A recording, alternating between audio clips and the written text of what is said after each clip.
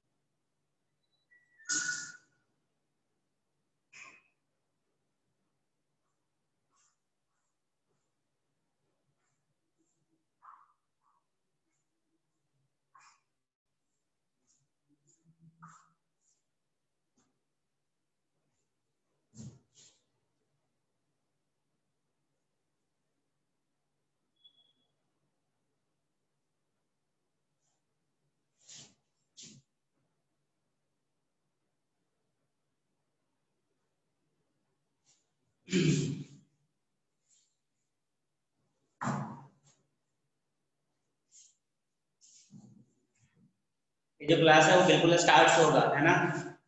तो जिनको पढ़ना है वही यहाँ पे रुकिए।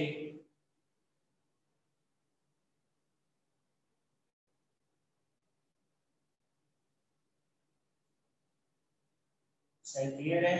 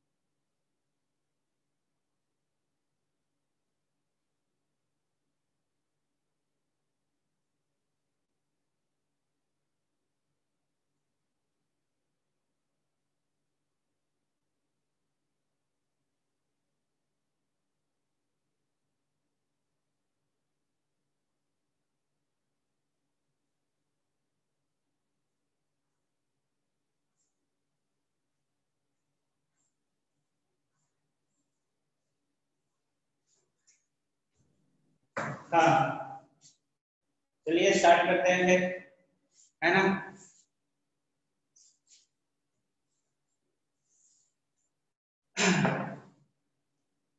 हाँ तो देखो, जो फर्स्ट चैप्टर है ट्वेल्थ का, वो है इलेक्ट्रिसिटी। इलेक्ट्रिसिटी हो सकते हो, इलेक्ट्रिसिटी को दो पार्ट में डिवाइड करते हैं। एक तो होता है इलेक्ट्रोस्टैटिक्स और दूसरा होता है इलेक्ट्रोडायनेमिक्स।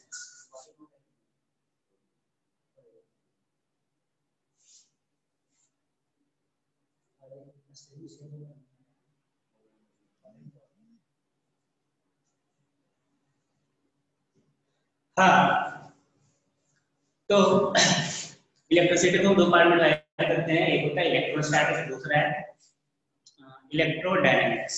इलेक्ट्रोडायनेमिक्स बहुत बड़ा पार्ट है। अभी हम पढ़ेंगे इलेक्ट्रोस्टैटिक्स। इलेक्ट्रोस्टैटिक्स मतलब बेसिकली ये जो पूरा पार्ट है वो है स्टडी ऑफ चार्ज। हम चार्ज को स्टडी करते हैं, लेकिन चार्ज जब रेस्ट में होता है और उस वो जो इफेक्ट क्रिएट करता है उसका जो स्टडी है बेसिकली वो इलेक्ट्रोस्टैटिक्स के अंदर है ना। अब जब चार्ज मोशन करने लगता है ना, तो वो पार्ट आ जाता है इलेक्ट्रोडायनेमिक्स। इलेक्ट्रोडायनेमिक्स में बहुत कुछ पढ़ोगे, करंट, इलेक्ट्रिसिटी है, फिर मैग्नेटिक फील्ड है, फिर चार्ज अगर एक्सेलरेशन कर रहा है, एक्सेलरेट कर रहा है, तो वो आ जाता है ईएम वेव, इलेक्ट्रोमैग्नेटिक वेव। क्योंकि एक्सेलरेटिंग चार्ज है वो source of electromagnetic wave.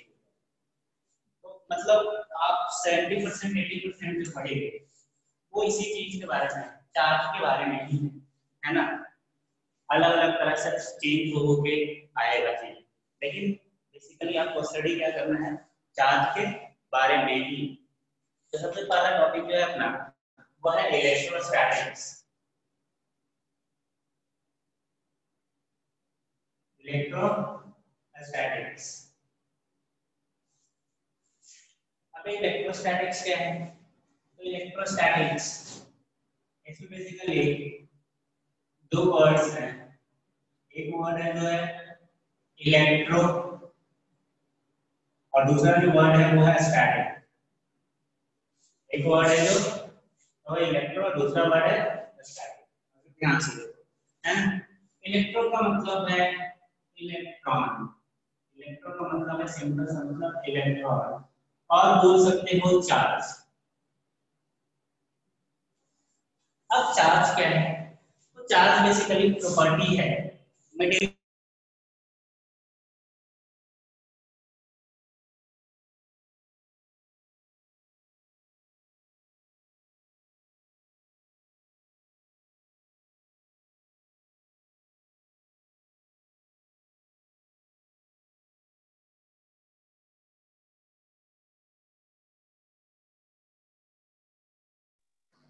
Sir voice चली गई, वॉइस चली गई, आवाज नहीं आ रही है। इलेक्ट्रॉन, प्रोटॉन और न्यूट्रॉन। इलेक्ट्रॉन, प्रोटॉन और न्यूट्रॉन। तो बेसिकली चार्ज जो है वो दो पार्टिकल्स के पास होता है, एक इलेक्ट्रॉन के पास और दूसरा प्रोटॉन के पास। यानी कि मैं कहना क्या चाह रहा हूँ कि चार्ज का जो सोर्स ही है वो है इलेक्ट्रॉन और प्रोटॉन। यानी कि चार्ज हमें किसी बॉडी पे डेवलप हो रहा है, किसी बॉडी पे चार्ज अगर डेवलप हो रहा है तो उसका कारण जो होगा, मेन कॉज होगा, वो क्या होगा? इलेक्ट्रॉन होगा या तो प्रोटॉन होगा। अब क्योंकि प्रोटॉन जो होता है वो न्यूक्लियस के अंदर होता है, तो प्रोटॉन को किसी एटम से रिमूव करना बहुत ज्यादा मुश्किल काम है। यानी कि अगर आप प्रोटॉन को ट्रांसफर करवाना चाह रहे हैं, मूव करवाना चाह रहे हैं,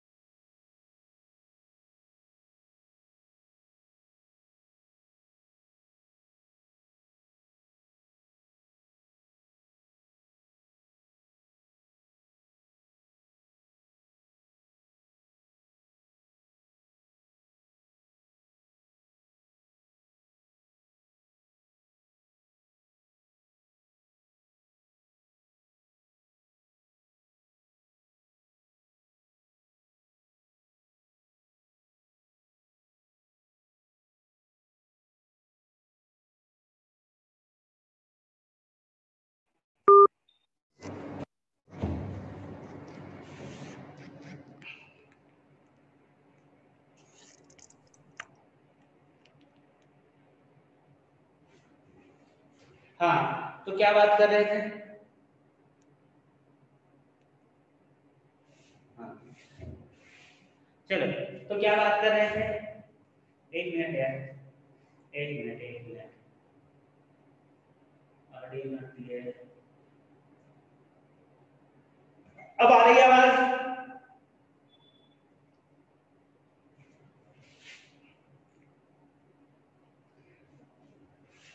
बेटा अभी आवाज आ रही है क्या? अभी आवाज क्लियर आ रही है? कोई दिक्कत नहीं, क्लियर है ना? बिल्कुल।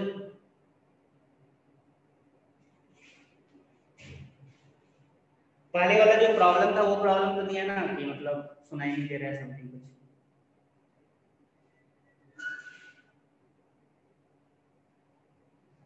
No sir. हाँ चलिए, तो ठीक है, हम कहाँ थे? हम थे एक मिनट में आ रहा हूँ।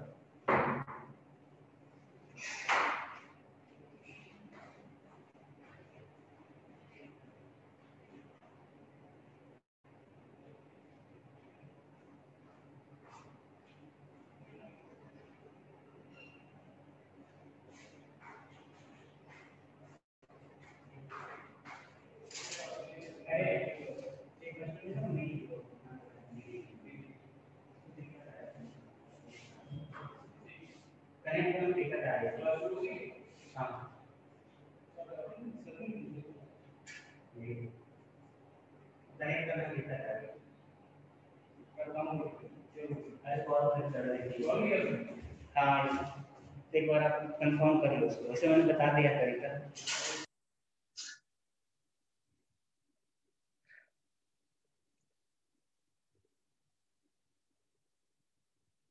हाँ, तो चलो, इलेक्ट्रोस्टैटिक्स। तो इलेक्ट्रोस्टैटिक्स के अंदर दो इलेक्ट्रोस्टैटिक का मतलब है इलेक्ट्रॉन प्लस स्टैटिक। इलेक्ट्रॉन का मतलब चार्ज, चार्ज मतलब प्रॉपर्टी, चार्ज कहाँ से आता है समझ में आया? कोई भी बॉडी पूरा एटम से बना हुआ है, एटम में प्रोटॉन और इलेक्ट्रॉन होते हैं, तो चार्ज का जो सोर्स है वो है प्रोटॉन और इलेक्ट्रॉन। अब नॉर्मली जो एटम्स होते हैं वो न्यूट्रल होते हैं, कोई भी बॉडी को लोगे तो वो न्यूट्रल होगा। बेसिकली कहने का मतलब उसमें जितने नंबर ऑफ इलेक्ट्रॉन्स होते हैं उतने नंबर ऑफ प्रोटॉन्स होते हैं, और इलेक्ट्रॉन और प्रोटॉन का जो चार्ज है, ये सब 10th में पढ़ चुका है, इसमें कुछ वो नहीं है, मैं नहीं बता रहा। इलेक्ट्रॉन और प्रोटॉन का जो चार्ज होता है वो मैग्नीट्यूड में इक्वल होता है और नेचर में अपोजिट होता है। मतलब एक इलेक्ट्रॉन के ऊपर चार्ज होता है 1.6 इंटू 10⁻⁻19 कूलम नेगेटिव चार्ज। वही प्रोटॉन के ऊपर इतना ही अमाउंट ऑफ चार्ज होता है, लेकिन वो पॉजिटिव होता है। तो किसी भी एक बॉडी के अंदर हम बात करें नॉर्मली, तो किसी भी एटम में जितना नंबर ऑफ इलेक्ट्रॉन होता है उतना ही नंबर ऑफ प्रोटॉन होता है। तो ओवरऑल अगर हम बात करें तो नॉर्मली एटम जो होता है वो न्यूट्रल होता है। अब किसी बॉडी के ऊपर चार्ज डेवलप करवाना है, तो चार्ज डेवलप करवाने का तरीका होता है कि आप उस बॉडी को एक्स्ट्रा इलेक्ट्रॉन प्रोवाइड करो या उस बॉडी में से इलेक्ट्रॉन को बाहर निकाल लो। ये दो तरीके हैं। अब ये करने के अलग अलग तरीके हैं। अब किस तरह से आप इलेक्ट्रॉन सप्लाई करोगे, कैसे बाहर निकालोगे, वो अलग मेथड ऑफ चार्जिंग में पढ़ेंगे। लेकिन तो मैं बोल रहा था, हाँ, तो मेन जो चार्जिंग का प्रोसेस है वो इलेक्ट्रॉन का ट्रांसफर है। अब इलेक्ट्रॉन सप्लाई कर सकते हैं या इलेक्ट्रॉन बाहर निकाल सकते हैं, ये दो काम कर सकते हैं। प्रोटॉन पे भी चार्ज है, लेकिन प्रोटॉन जो होता है वो न्यूक्लियस के अंदर होता है, और न्यूक्लियस से प्रोटॉन को निकालने के लिए बहुत ज्यादा एनर्जी की जरूरत होती है। तो नॉर्मल प्रैक्टिकल प्रोसेस जो भी हम पढ़ते हैं उसमें इलेक्ट्रॉन का ट्रांसफर होता है, प्रोटॉन का नहीं, उसमें प्रोटॉन का नहीं होता। तो हमारा जो चार्जिंग का मेथड होगा बेसिकली वो क्या होगा, इलेक्ट्रॉन का ट्रांसफर होगा। हाँ तो चार्ज समझ में आ गई। चार्ज एक प्रॉपर्टी है, चार्ज किसी बॉडी का एक प्रॉपर्टी है जो इलेक्ट्रिक मैग्नेटिक इफेक्ट क्रिएट करता है। जब तक फिजिक्स यहाँ तक डेवलप नहीं हुआ मैकेनिक्स के अंदर, तो हम जानते थे कि दो ऑब्जेक्ट जो है वो एक दूसरे को अट्रैक्ट करते हैं, ग्रेविटेशनल फोर्स को। लेकिन जैसे जैसे फिजिक्स डेवलप हुआ तो आगे देखा गया जब दो इलेक्ट्रॉन को आसपास में रखा गया तो देखा गया कि ये दो इलेक्ट्रॉन एक दूसरे को रिपेल कर रहे हैं। ये जो दो इलेक्ट्रॉन है वो एक दूसरे को रिपेल कर रहे हैं। अब ऐसा होना नहीं चाहिए था, क्योंकि अभी तक हम जो जानते थे वो था ग्रेविटेशनल फोर्स। तो हमें होना क्या चाहिए था कि इन दोनों को, इलेक्ट्रॉन को एक दूसरे को अट्रैक्ट करना चाहिए, लेकिन ऐसा हो नहीं रहा। ये दोनों एक दूसरे को रिपेल कर रहे हैं। इसका मतलब इस इलेक्ट्रॉन के पास मास के साथ साथ एक एडिशनल प्रॉपर्टी है। इस इलेक्ट्रॉन के पास मास के साथ साथ एक एडिशनल प्रॉपर्टी है जिसकी वजह से एक फोर्स क्रिएट हो रहा है ना। उस एडिशनल प्रॉपर्टी को हमने चार्ज बोला। उस एडिशनल प्रॉपर्टी को हमने चार्ज बोला। क्लियर है? तो चार्ज चार्ज क्या है? सबसे पहले तो इलेक्ट्रोस्टैटिक। इलेक्ट्रोस्टैटिक बेसिकली है स्टडी ऑफ चार्ज। स्टैटिक का मतलब रेस्ट है ना, यानी कि हम इलेक्ट्रिसिटी का वो पार्ट पढ़ रहे हैं जिसमें चार्ज रेस्ट में होता है। फिर दूसरी बात चार्ज क्या है? तो चार्ज जो है वो पार्टिकल की प्रॉपर्टी है ना। क्लियर है? अब ये चार्ज किस किस पे होता है? इलेक्ट्रॉन पे और प्रोटॉन पे। तो लिख लो इलेक्ट्रोस्टैटिक्स क्या है? इलेक्ट्रोस्टैटिक्स क्या है? Basically study of charge and rest. Study of charge and rest. Study of charge and rest. Electrostatics के अंदर बेसिकली हम चार्ज के बारे में स्टडी करेंगे, और वो भी चार्ज किसमें होना चाहिए? रेस्ट में होना चाहिए। जब चार्ज मोशन करने लगता है तो वो आ जाता है करंट, इलेक्ट्रिसिटी का भाग। उसको इलेक्ट्रोडायनेमिक्स बोलते हैं, है ना। और वही पार्टिकल अगर, चार्ज पार्टिकल अगर एक्सेलरेट करने लगा तो वो इलेक्ट्रोमैग्नेटिक वेव रेडिएट करता है। तो इलेक्ट्रोमैग्नेटिक वेव के रेडिएशन का जो कारण है वो एक्सेलरेशन ऑफ इलेक्ट्रॉन है। क्लियर है? हाँ। अब दूसरा हो गया study of charge and rest. अब चार्ज क्या है? लिखे ना, charge is the additional property of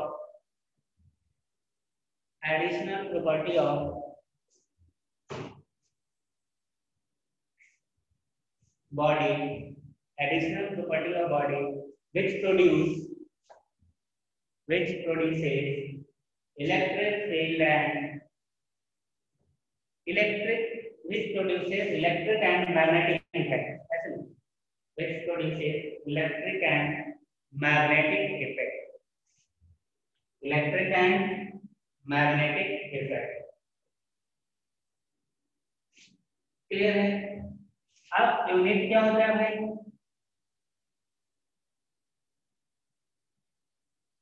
तो यूनिट ऑफ चार्ज जो है वो है कूलम। कूलम है ना, सी से डिनोट करते हैं। ये ऐसा यूनिट है, यूनिट की बात करता हूँ तो ऐसा यूनिट है। अगर सीरियस यूनिट की बात करोगे इसको बोलते हैं स्टैट कूलम। सीरियस यूनिट क्या होता है? Stat coulomb. और इसको इलेक्ट्रोस्टैटिक यूनिट भी बोलते हैं। इसको इलेक्ट्रोस्टैटिक यूनिट भी बोलते हैं। एक और होता है इलेक्ट्रोमैग्नेटिक यूनिट, EMU, होता है एब्सोल्यूट कूलम। होता है एब्सोल्यूट कूलम। ऐसा unit coulomb, serious unit stat coulomb, इसको इलेक्ट्रोस्टैटिक यूनिट भी बोलते हैं, ESU। इलेक्ट्रोमैग्नेटिक यूनिट जो होता है वो एब्सोल्यूट कूलम होता है। अब अगर रिलेशन चाहो तो रिलेशन लिख लो। 1 कूलम इक्वल टू होता है 3 × 10⁹ स्टैट कूलम, और 1/10 absolute coulomb. 1/10 absolute coulomb. Clear है? वन एक कूलम इक्वल होता है 3 × 10⁻⁻10 coulomb equal to 1/10 absolute coulomb.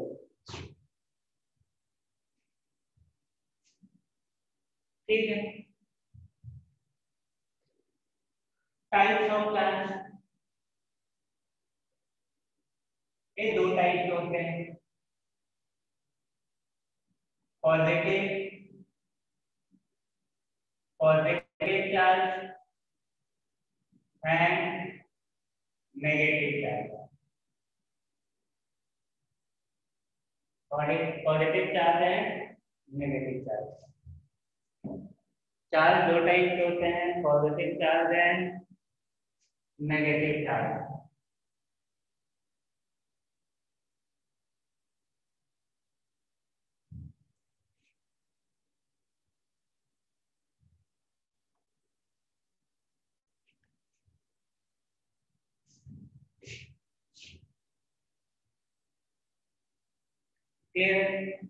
अब देखिए, इलेक्ट्रॉन, प्रोटॉन एंड न्यूट्रॉन, ये तीन है सब atomic particles, electron, proton and electron. अगर चार्ज की बात करें तो चार्ज होता है इलेक्ट्रॉन पे, पता है, जब मैं लिख दे रहा हूं,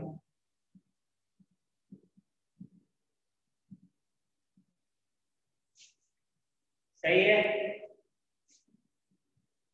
रिलेटिव चार्ज एक टर्म होता है, रिलेटिव चार्ज मतलब प्रोटॉन के चार्ज को हम +1 मानते हैं, उसके रिस्पेक्ट में अदर पार्टिकल्स का चार्ज लिखा जा सकता है।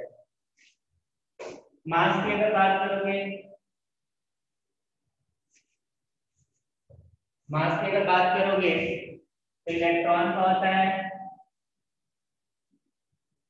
31 kg, प्रोटॉन का लिखेंगे तो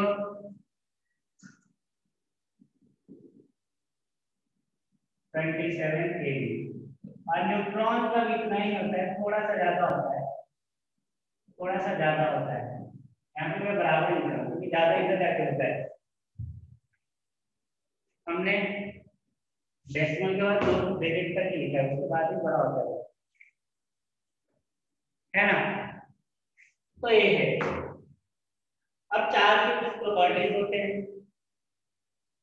वो हम देख लेते हैं ना। अभी जो है ऐसा ही कहानी है, मेरा कोई रोल नहीं है, बोल दूंगा सारा कुछ एक बार, बस तो सुनते चला जाए, याद रखते चला जाए, इसमें कोई साइंस नहीं है, बस याद रखना।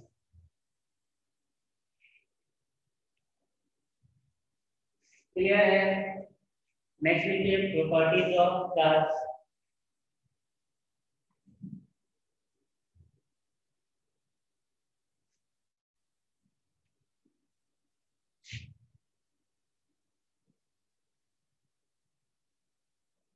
प्रॉपर्टी ऑफ चार्ज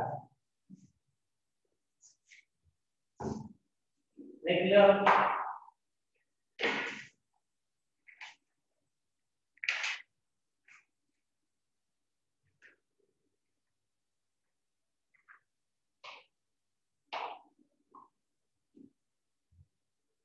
अब मुझे लिखवाऊंगा या बोल दूं? वैसे मॉड्यूल में लिखा हुआ है, आप पढ़ सकते हो, बोल देता हूँ, लिखवाने की जरूरत नहीं। तो पहला जो प्रॉपर्टी है वो है कि चार्ज जो है वो कंजर्व होता है, charge is conserve, total charge जो है वो हमेशा कंजर्व रहेगा। टोटल चार्ज कंजर्व होने का क्या मतलब है? टोटल चार्ज कंजर्व होने का मतलब है, अगला प्रॉपर्टी है charge is conserve, total charge conserve होने का मतलब है मान लो कोई एक सिस्टम के ध्यान में, मान लो एक सिस्टम है अपना, है ना, इसमें 3 बॉडी है डिफरेंट, इसको बड़ा बोलते हैं।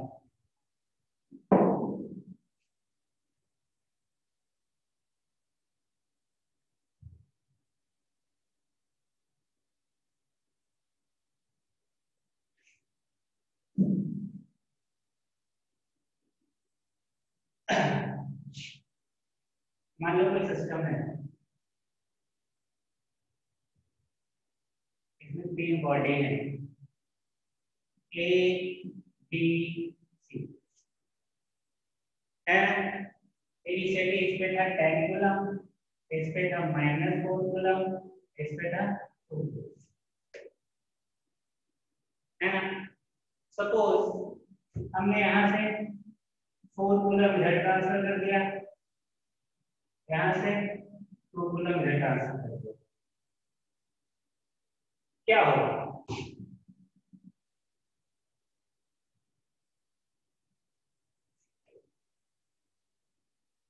ए पे क्या हुआ होगा?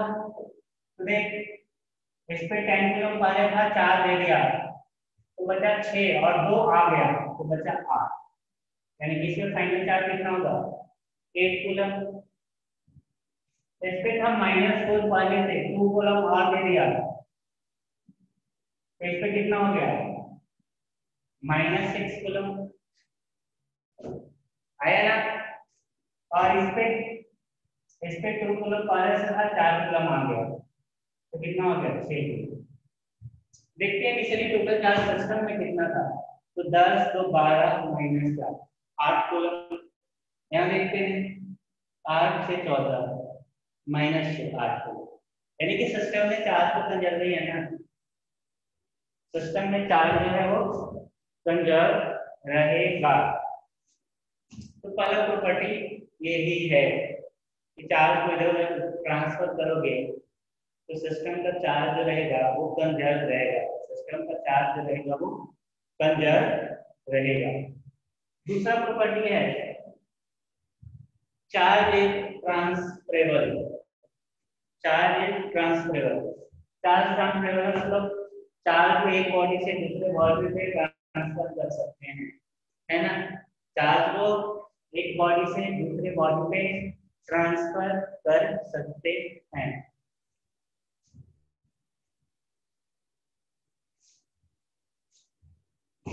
ठीक है। तीसरा प्रॉपर्टी है static charge. Static charge electric field produce करता है, static charge electric field produce करता है, यानी कि static charge produces electric field. Moving charge electric field as well as magnetic field produce करता है, यानी कि मूविंग चार्ज जो है वो इलेक्ट्रिक फील्ड प्रोड्यूस करेगा और मैग्नेटिक फील्ड प्रोड्यूस करेगा। एंड एक्सेलरेटेड चार्ज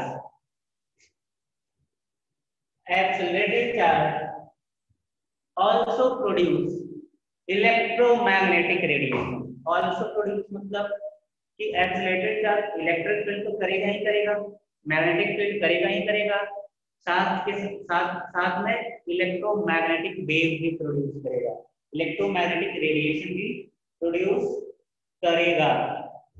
ये सब क्या है? Properties of charge. क्लियर है? Static charge electric field, moving charge electric field plus magnetic field, accelerated charge electric field magnetic field plus electromagnetic radiation,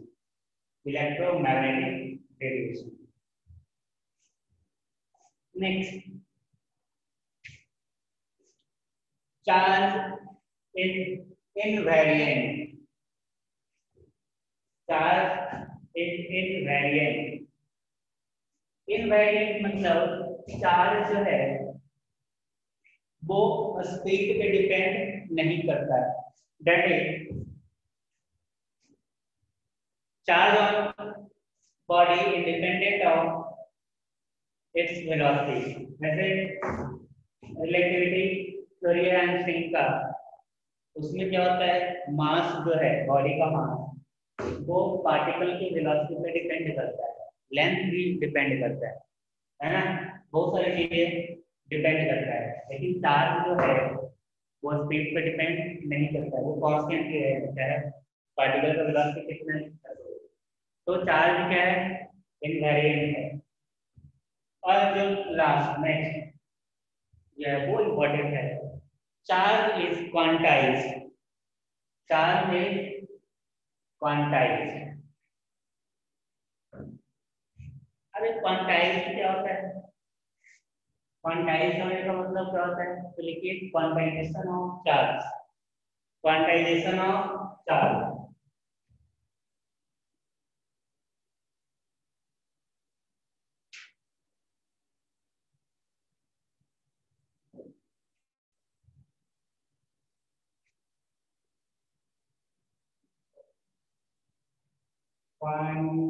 quantization spelling जो ये होता है क्वांटाइजेशन ऑफ चार्ज, है ना। क्वांटाइजेशन ऑफ चार्ज बेसिकली क्या बोलता है, क्वांटाइजेशन होता है मतलब बेसिक सा है, कुछ नया नहीं है। ये बोलता है कि किसी भी बॉडी पे जो चार्ज एग्जिस्ट करेगा, किसी भी बॉडी पे जो चार्ज एग्जिस्ट करेगा वो इंटीग्रल मल्टीपल होगा चार्ज ऑफ इलेक्ट्रॉन। क्या होगा, integral multiple of charge of electron. M जो है basically N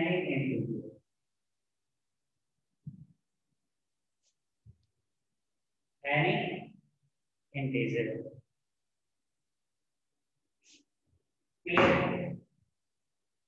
quantization of charge क्या बोलता है कि किसी भी बॉडी के ऊपर जो चार्ज होगा वो इसके इक्वल होगा n इंटू ई के। n क्या है, वो कोई भी इंटीजर ले लो, मतलब n बेसिकली यहाँ पे रिप्रेजेंट कर रहा है नंबर ऑफ इलेक्ट्रॉन। n क्या रिप्रेजेंट कर रहा है, नंबर ऑफ इलेक्ट्रॉन। होना ही चाहिए, हमने पहले ही पढ़ा, पहले ही बोला कि जो बॉडी का चार्ज होने का जो प्रोसेस है उसका जो बेसिकली सोर्स है वो क्या क्या है, ट्रांसफर ऑफ इलेक्ट्रॉन। हम किसी बॉडी को चार्ज कर रहे हैं, इलेक्ट्रिकली चार्ज कर रहे हैं, इसका मतलब हम इलेक्ट्रॉन का ट्रांसफर कर रहे हैं। या तो हमने उस बॉडी को इलेक्ट्रॉन प्रोवाइड किया है या हमने उससे इलेक्ट्रॉन बाहर निकाल दिया है ना।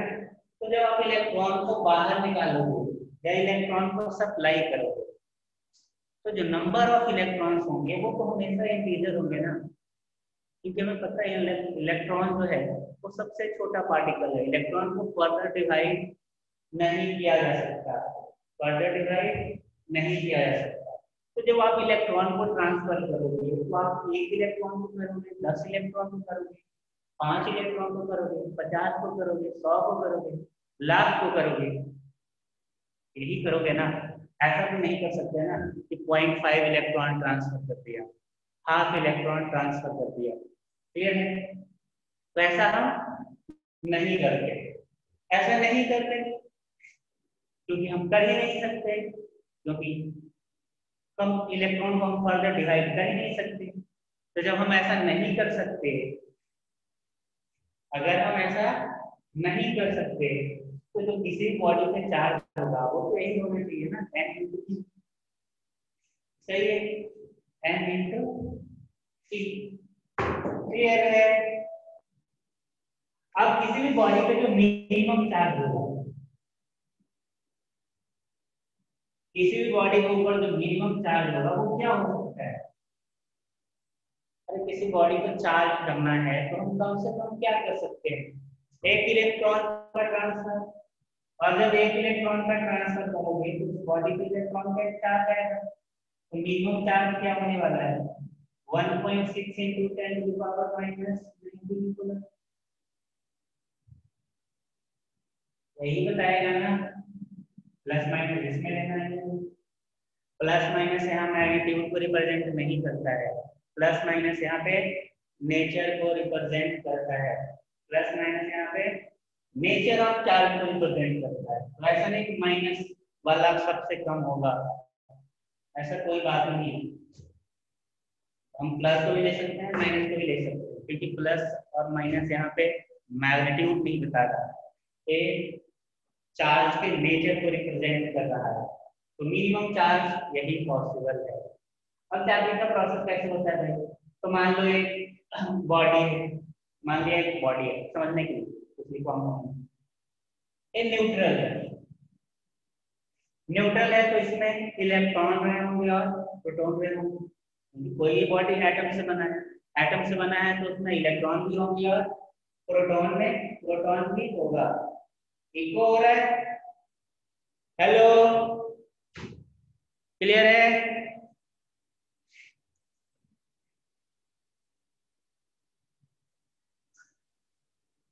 आवाज क्लियर है? आवाज गूंज रही है, ये कैसे हो रहा है? और किसी को गूंजता हुआ सुनाई दे रहा है क्या? अरे और किसी को सुनाई दे रहा है क्या गूंजता हुआ आवाज? Yes sir. ऐसा कैसे हो रहा है?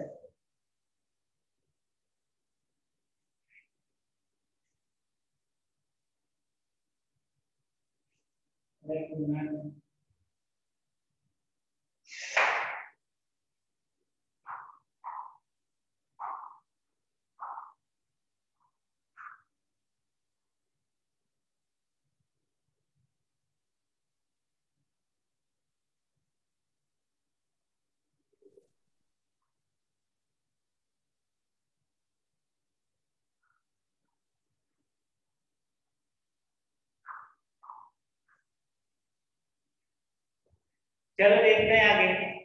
सुनाई तो दे रहा है ना? क्या समझ ही नहीं आ रहा कि बोल क्या रहा हूं मैं?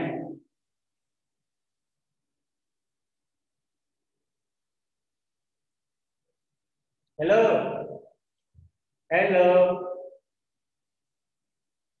मेरे को तो बोलते हो आवाज नहीं सुनाई दे रहा।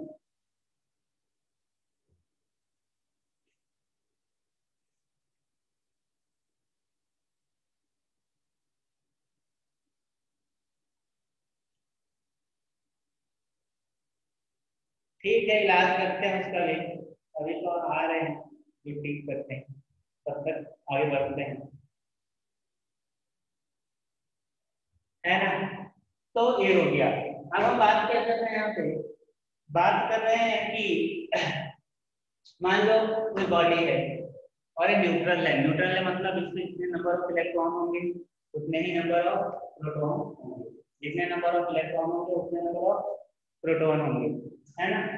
तो जब नंबर ऑफ इलेक्ट्रॉन और नंबर ऑफ प्रोटॉन इक्वल होते हैं तो वो एक दूसरे के चार्ज को न्यूट्रल कर देते हैं। लेकिन सपोज आपने यहाँ से इलेक्ट्रॉन को ट्रांसफर कर दिया, क्योंकि इलेक्ट्रॉन को ट्रांसफर करना आसान है, क्योंकि इलेक्ट्रॉन बाहर होता है ना?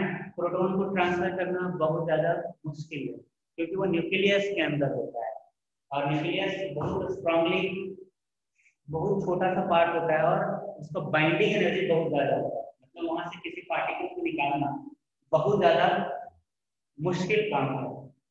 तो अगर आपने यहाँ से मान ले इसके 10 प्रोटॉन था 10 इलेक्ट्रॉन, तूने मान लिया 2 इलेक्ट्रॉन को निकाल दिया, तो 2 इलेक्ट्रॉन निकाला तो क्या हो गया? 8 इलेक्ट्रॉन और प्रोटॉन तो 10 ही रह गया, यही हुआ ना?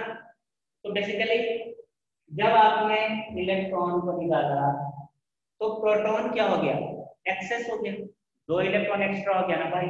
8 इलेक्ट्रॉन 8 प्रोटॉन को न्यूट्रलाइज कर देगा कि दो, लेकिन 2 प्रोटॉन का चार्ज एक्स्ट्रा हो गया ना, वो जो चार्ज है वो बॉडी के ऊपर डेवलप कर जाता है ना? तो यही प्रोसेस होता है चार्जिंग का। यहाँ पे अगर आप देखोगे तो जब हमने इलेक्ट्रॉन को निकाला तो किसका चार्ज डेवलप किया? प्रोटॉन का, क्योंकि डेफिशिएंसी इलेक्ट्रॉन की हो गई।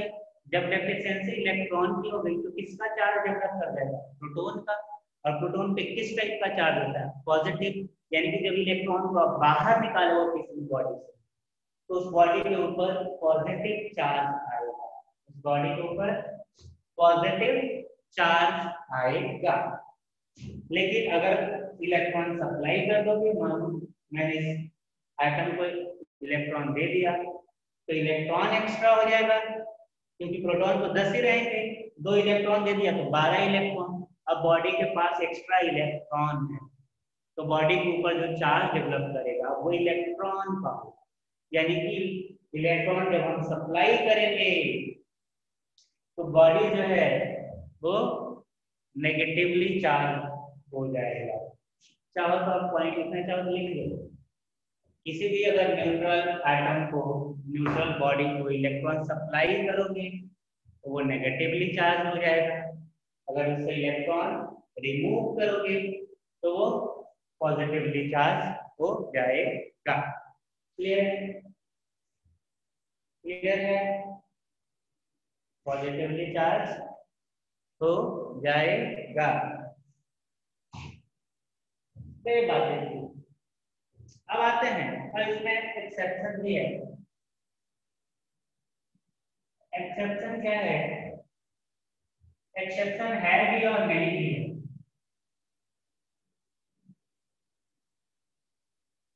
एक्सेप्शन क्या है कि एक चार्ज मौजूद है जिसको बोलते हैं क्वार्क्स। इसको क्या बोलते हैं?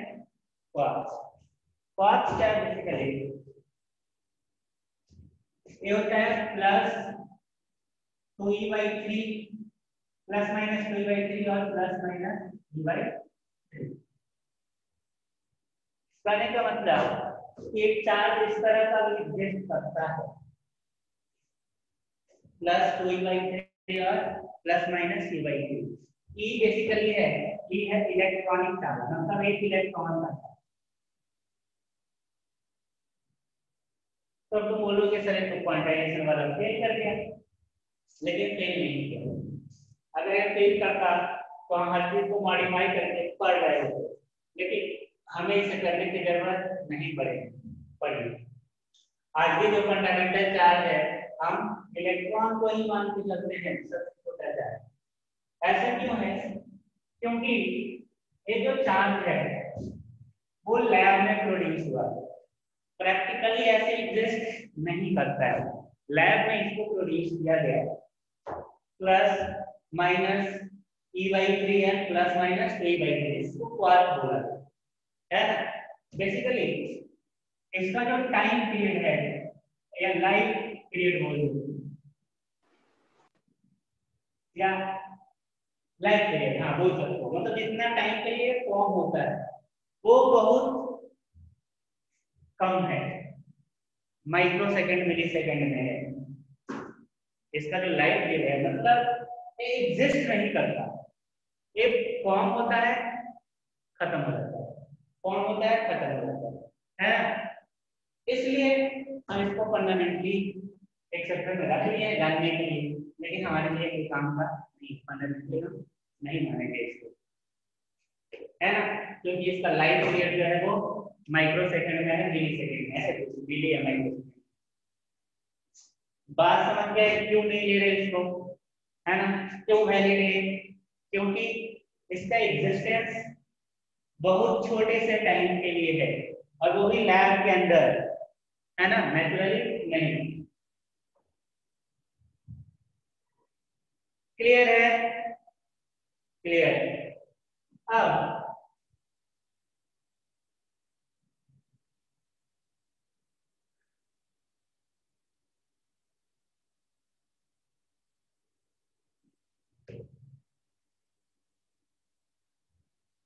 अब मैं एक सवाल ले रहा हूं,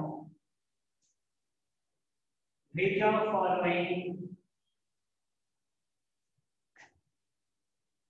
charge may possible?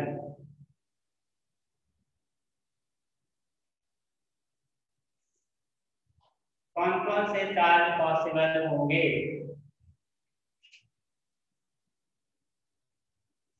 कौन कौन से चार्ज पॉसिबल होंगे? 1.6 into 10 to the power minus 20 coulomb.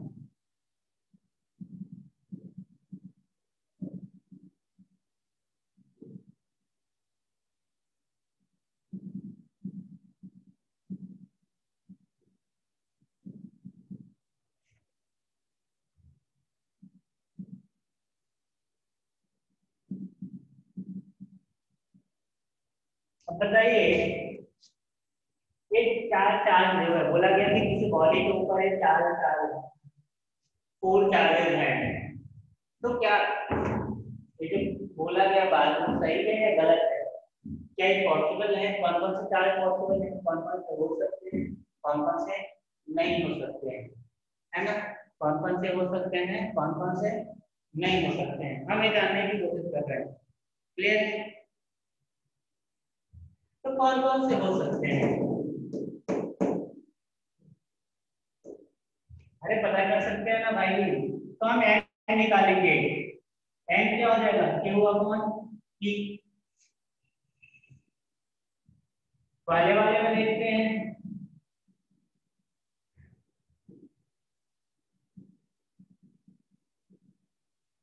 क्या है 0.1 फ्रैक्शन। एन फ्रैक्शन नहीं हो सकता ना भाई, एन फ्रैक्शन है, नहीं हो सकता, तो पहला तो पॉसिबल ही नहीं है क्या? अरे है, नहीं है। अरे 1 और 3 कैसे होगा? फिर यहाँ पे, यहाँ पे अगर एन निकालेंगे तो आएगा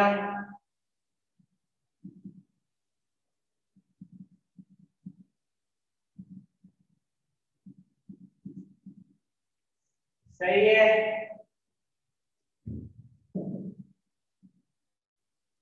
5000 से आएगा, 500,000 इलेक्ट्रॉन पॉसिबल है। तीसरा, ये तो पॉसिबल नहीं, वैसे ही दिख रहा है, एक और यहाँ आएगा n = 5 बेसिकली n क्या आना चाहिए? n इंटीजर आना चाहिए, फ्रैक्शन नहीं होना चाहिए। अगर फ्रैक्शन होगा तो पॉसिबल नहीं होगा। क्लियर है?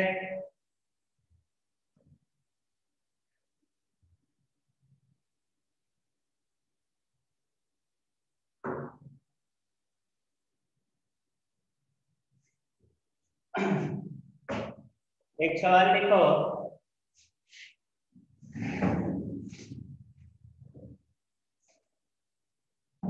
हाँ 2 और 4 पॉसिबल है, समझ में आया?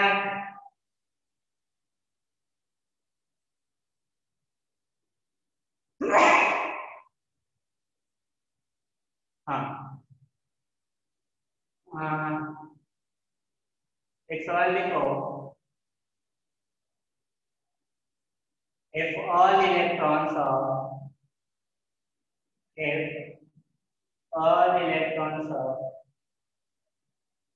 100 gram water, if all electrons of 100 gram water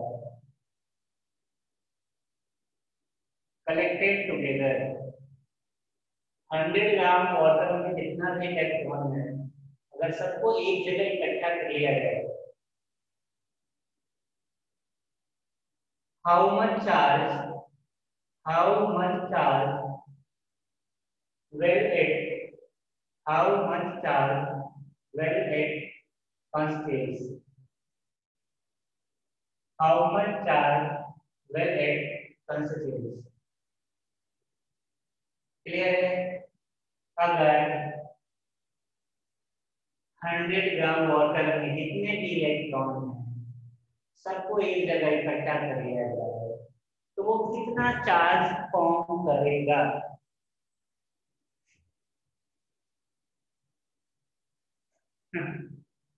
If all electrons of 100 gram water, अरे सुनने का कोशिश करना कि मैं एक सवाल लिखूंगा बोर्ड पे, पागल हो जाऊंगा फिर मैं तो। ठीक करवाता हूँ मैं ये सवाल, बस इतना कर कॉपरेट। हाँ, if all electrons of 100 gram water collected together how much charge will it constitute, मतलब 100 ग्राम वाटर में जितने भी इलेक्ट्रॉन्स हैं, अगर हम उनको एक जगह इकट्ठा कर लें, एक जगह इकट्ठा कर लें, तो वो कितना चार्ज फॉर्म करेगा? आया समझ में? अरे सुनाई दिया, समझ में आया सवाल?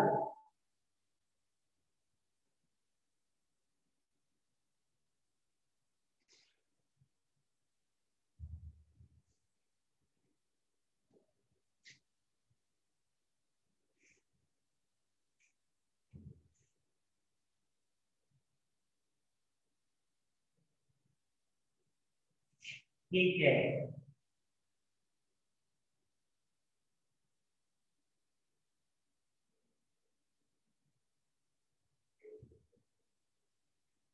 क्लियर है?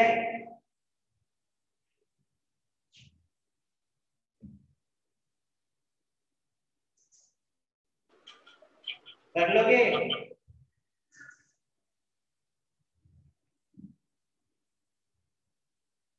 अरे केमिस्ट्री का सवाल है, तो कुछ नहीं है इसमें।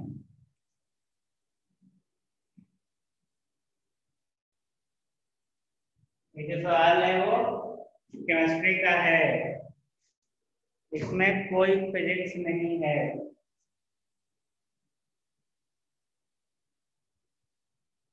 हाँ, अब देखिए, हमको क्यू निकालने के लिए क्या चाहिए? Number of electrons.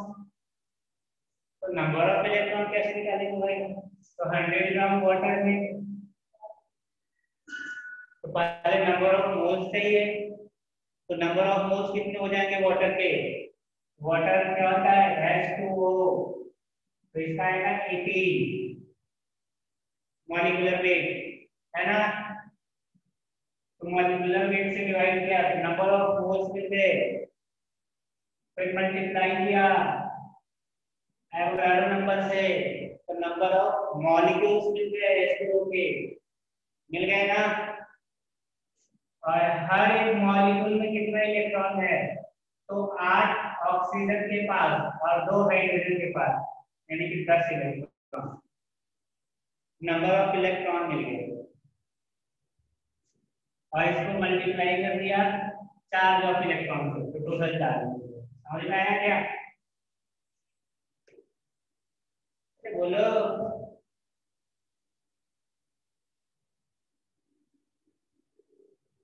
पागल है क्या? फ्रैक्शन कैसे आ जाएगा? तो थप्पड़ लगाओ गेंद के, मल्टीप्लाई करने आता है। एक मॉलिक्यूल में कितना इलेक्ट्रॉन है? 10। नंबर ऑफ मॉलिक्यूल्स कितने हैं? मल्टीप्लाई करेंगे ना 10 से।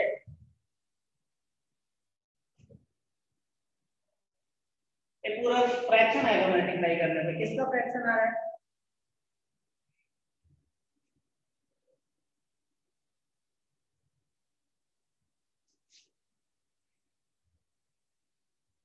क्लियर है?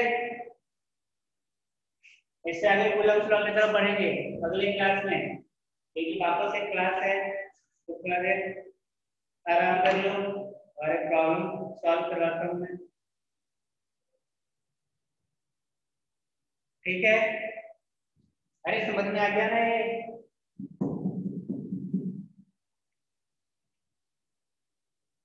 बोलो।